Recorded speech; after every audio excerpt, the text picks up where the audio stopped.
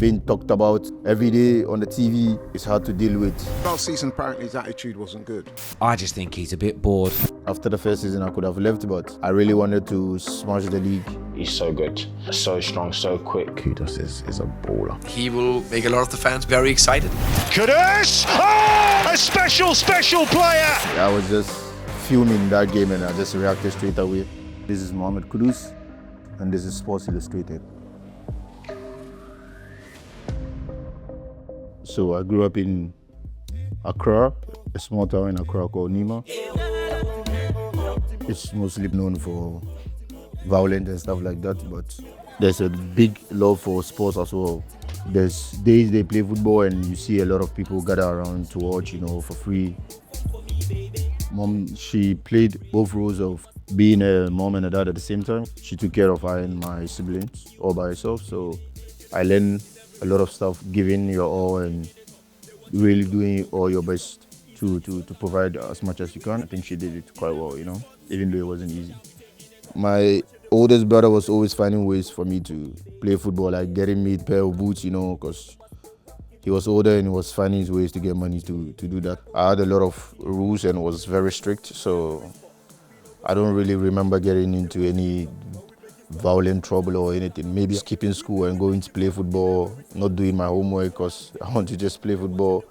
But I think the main impact on that was the strictness from my family. If you don't pass your school or exams or your test, then you're not going to play football and stuff. So I had to, do it that way so that I can do what I love doing. Even if you want to play a professional, you still need some level of education. Even sitting here and doing this stuff, contracts, how to carry yourself as a professional, how to handle your socials, captions. I haven't finished school to the highest degree of possible, but I'm thankful that I've been able to get to some stage that, I can find my way around my work and still make it happen, The school sports was when I started realizing this is something that I was really good at.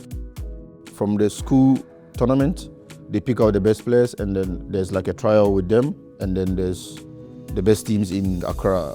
That's where I think everything changed, I got picked up to Strong Tower. It's one of the biggest clubs in Nima, so playing there was a big thing. So when I was picked there, I was that was 100% what I wanted to do, There were a lot of other good talent as well, same as me, but the opportunity is a bit less. Just little things like getting the right equipment to play football was difficult, like football boots, shirts, shorts, pants, all these things have an impact on playing, obviously.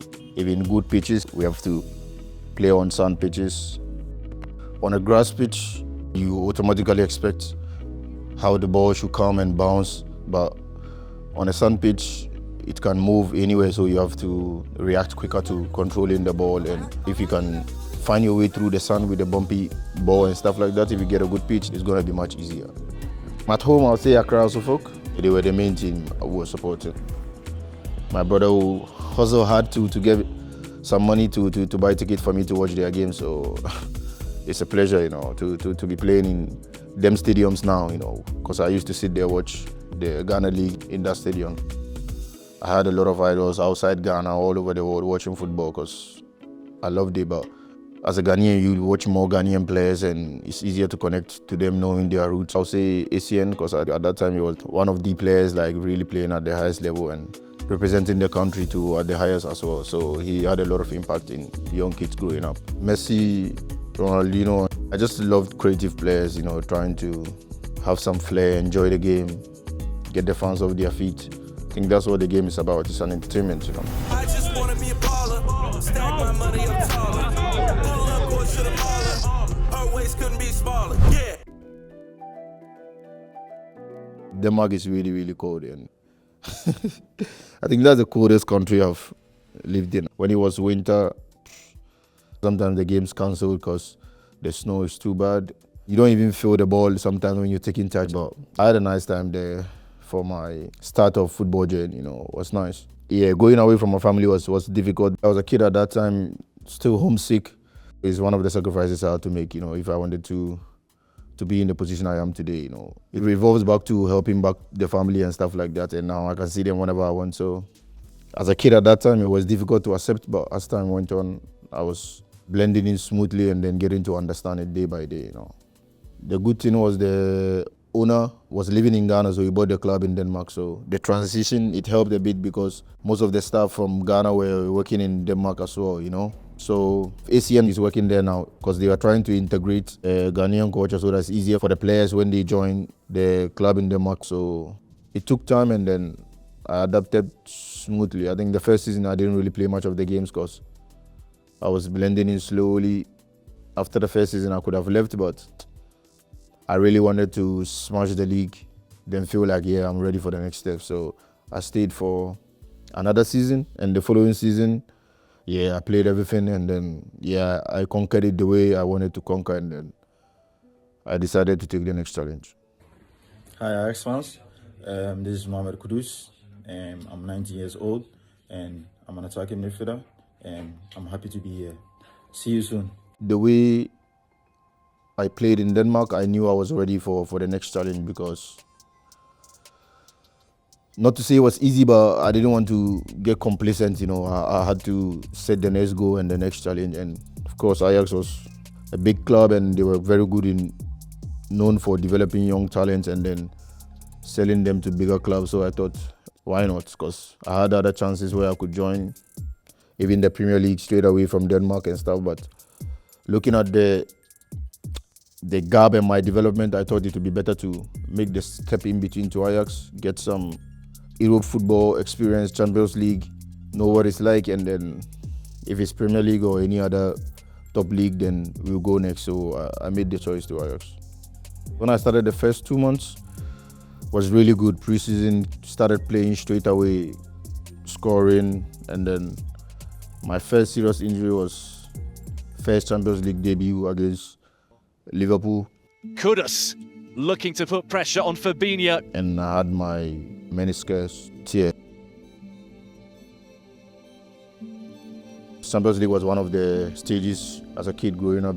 You work hard looking to play for, and then your first game there, you get a hit on the head. That was difficult to take.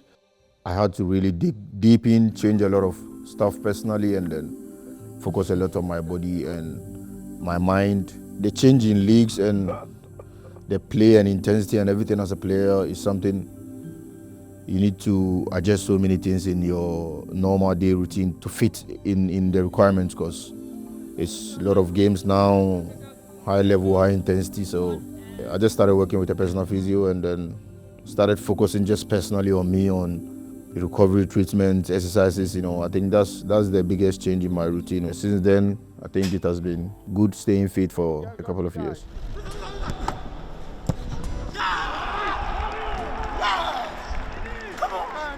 After the first 2 seasons, I could have left again to some Premier League teams and German La Liga also, and maybe Serie A. But the league I'm playing in, I really want to know that, I've smashed it and conquered it, and then I was ready for the next challenge. So I decided to stay for the 3rd season at Ajax. Played the whole game, played Champions League, Europa League, everything. Played the whole season fit, won the league, the cup. After that, we had to take the next step again.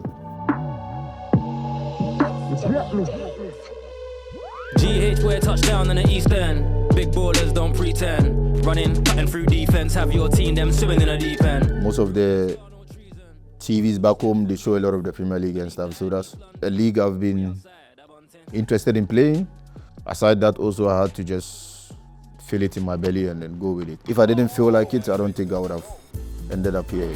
You got it? When I scored my first goal against Newcastle when I was in West Ham. Kudus takes the touch. Oh, finds a fabulous finish. I think that's when I really felt like, hey, this is really it. Kudus! Oh, spectacular! A special player. Supreme goal from a man right on top of his game. Wow! What a goal that is! He's so good, so strong, so quick. What he's done this season, it's very much normal because we see it on a day-to-day in training. Probably one of the reasons why West Ham are where they are this season, because he hasn't shown the form. Because last season, apparently, his attitude wasn't good. I just think he's a bit bored. Being talked about almost every day on the TV, it's hard to deal with of people who don't even know you literally. They just watch you for maybe 90 minutes and then there's a judgment on sometimes who you are or what you are and stuff like that, which I don't think is fair. I think the best people who can really talk about you is the people that spend most time with you almost every single day, you know. But that's part of the work, and we as athletes, of course, we have to deal with that. That's why I say don't be famous or something like that, but you can still use it to your best ability and then have an impact on other people's life. Kudus Day, Kudus Day, Kudus Day, Kudus Day. When I started playing for the senior national team, that's when everything, I would say, started realizing like, hey. Mohammed Kudus, everybody know this name. I can't just walk alone and go back there now, else. I wish I could just get off the car, they sell food by the street, I can just stand there, get some porridge or anything, just like how we used to be, you know. But now I have to maybe get someone to get it, or my brother, or, you know, that is the only way I think it affects it. Like, but that's the position God has put us in, so we have to deal with both sides of it. It has pros and cons. I think you can use it in a positive way, to using your voice, your numbers, to have an impact on other people's life, because I think it can be a sort of motivation to a lot of people. I'm trying to just keep talking about where I'm from, organize and do stuff in my small way to help also. Regardless of how the community is perceived with violence and stuff like that, I still believe there's still big culture in sports and a lot of people with other talents in there, you know. I still carry the flag high and represent the country. I only wanted Spurs. Play the truck.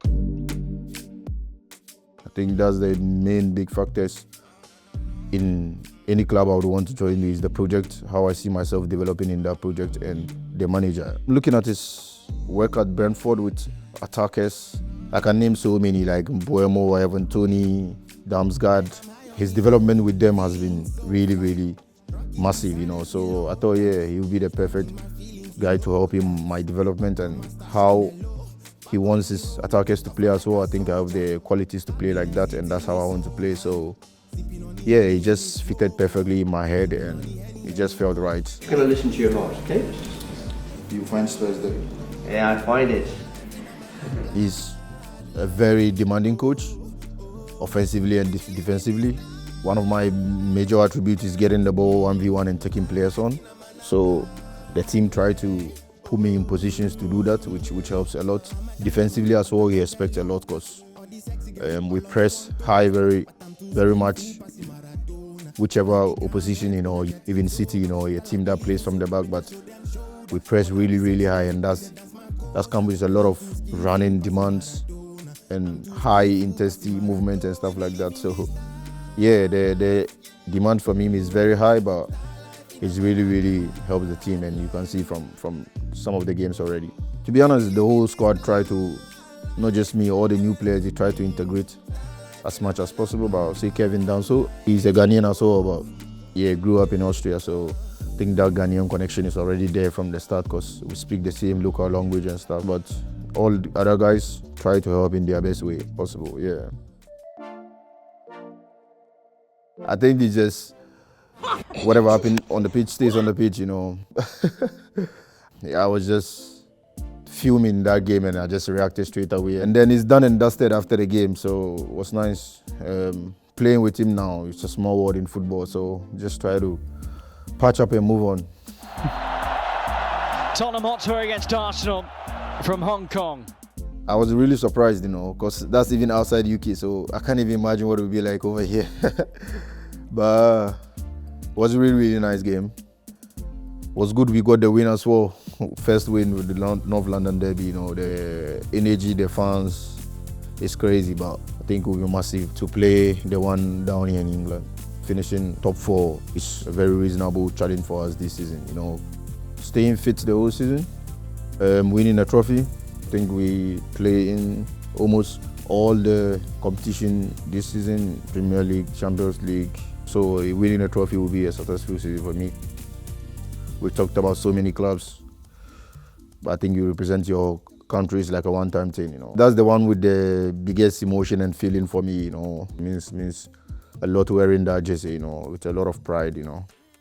Obviously, AFCON is also one major tournament that the country love and wants to participate in. Not qualifying was a big disappointment, but I think the full focus now is on the World Cup qualifiers. You know, we have to qualify that at all costs, and I think we are on the right path now. So yeah, just keep going. 2010, we went all the way to quarterfinals. Suarez is sent off. And I believe this squad can even do more than that, you know. But first, we have to qualify, and then we can focus on the tournament itself. The belief in myself has always been there growing up from Nima, you know. The external stuff, like scoring, performing well, how people talk and stuff, it helps. But internally, the belief for myself will always be there, irrespective of whatever happens. It's easy to always focus on the bigger goal of wanting to win the Champions League, World Cup, but focusing on today's training step by step gets you there. So just one day at a time, do whatever you want to feel in your belly, whatever you feel in your gut, follow that, and listen to the close people, the loved ones around you, because there's a lot of noise around football. So you have to take the perfect advices for the people who will be there regardless.